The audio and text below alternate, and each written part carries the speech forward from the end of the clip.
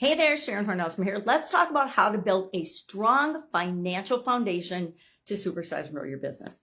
This is a topic I think is critical, but most people don't really talk about it.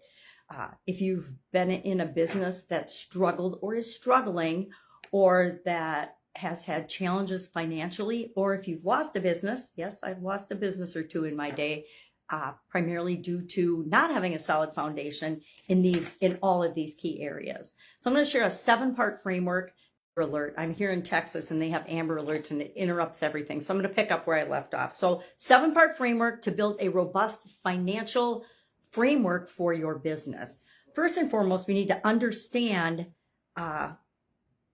what are the elements of financial stability and the importance of financial stability. Again, if you've ever lost a business or struggled in business or stressed out and lost sleep at night because of lack of cash flow or lack of sales or lack of customers or anything, you know exactly how bad that can feel and how devastating it can be.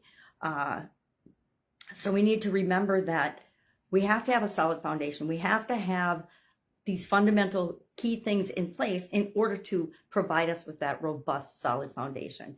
And being on both sides of that coin, I know that it feels a lot better to know that you have support of these key elements and you have this framework in place than to not have it. Early on, I didn't do this in some of the businesses that I was a part of and that I started up, and I actually lost 1 or 2 of those businesses along the way. I'm not going to say exactly how many, but more than 1, less than 5.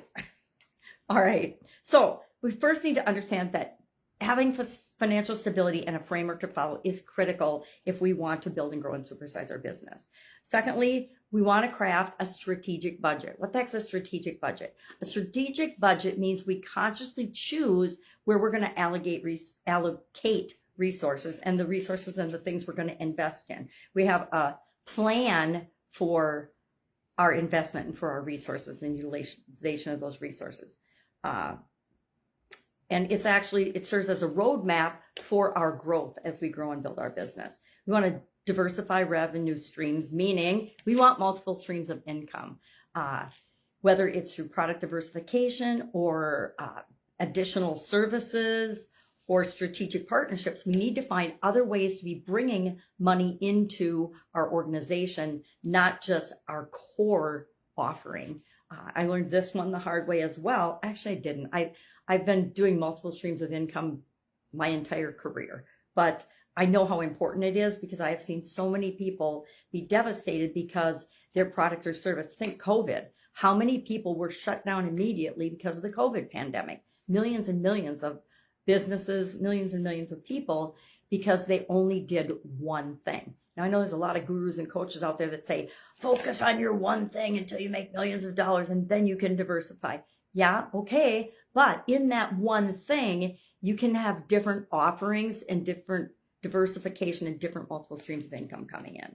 Number 4, we want to embrace financial technology. Now, as technology is changing, I talk about this a lot. We need to adopt some of the technology, not all of it, but we need to adopt some of it. There's a whole thing called fintech, which is financial technology. And there's all different products and services and things that can help us to build and grow and supersize our business.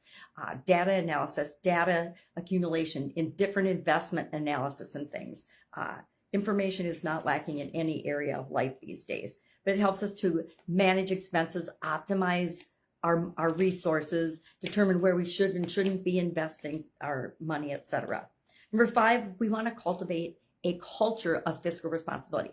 We do a whole lot of things through the culture of our organization, and if we don't create it intentionally, it will be created for us. It's kind of like your brand. If you don't create that intentionally, people in the world and the universe will create it for you. We want to create a culture where people, and it starts at the top and goes all the way down, right, are financially responsible and fiscally responsible. They're prudent with the company's resources, and they prioritize and they have accountability and ownership for how they spend and how they set priorities within the organization. 6, we want to foster strategic partnerships and relationships with financial institutions or financial sources, right? Depending on your industry. When I was in real estate, we did a lot of sourcing through private funding and private investors. And That's a super successful strategy for real estate for sure, but for other businesses as well. But it's like anything else. If you build a relationship with someone, you're going to have a better experience and access to funding and information and knowledge of things that are coming down the pipe, say regulatory things and that might be coming and impact your ability to borrow or your ability to have a line of credit, etc. We have to know those things. And the only way you're going to know those things is if you got a friend at your financial institution that's going to fill you in on it and give you the heads up, which is critical in business. Sometimes it's just knowing about an opportunity ahead of time that gives us the competitive advantage. And finally, my favorite, of course, continuous improvement. And this is one area that I will admit I've made mistakes in, and I didn't keep my eye on the money all of the time. I trusted other people to do this and found out that everyone isn't absolutely positively trustworthy.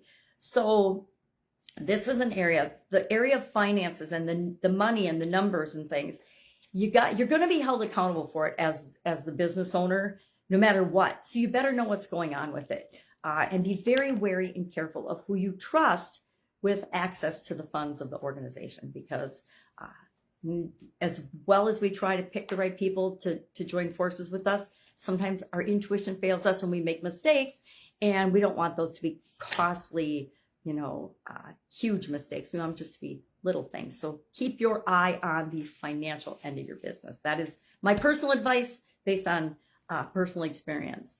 Sometimes people that we trust take advantage of us and take all the money and run. So we want to avoid that if at all possible, especially when we're trying to supersize and grow our business. So I would love to know, do you have a solid, strong, robust financial framework and plan in place for your business? And I would say if you don't, it's one of the first places to start making improvement so that you can supersize and grow your business, because each stage of growth of your business requires an influx of money and funds and resources, usually. All right, have an awesome day. If I can help in any way, ask. Otherwise, I'll be with you tomorrow.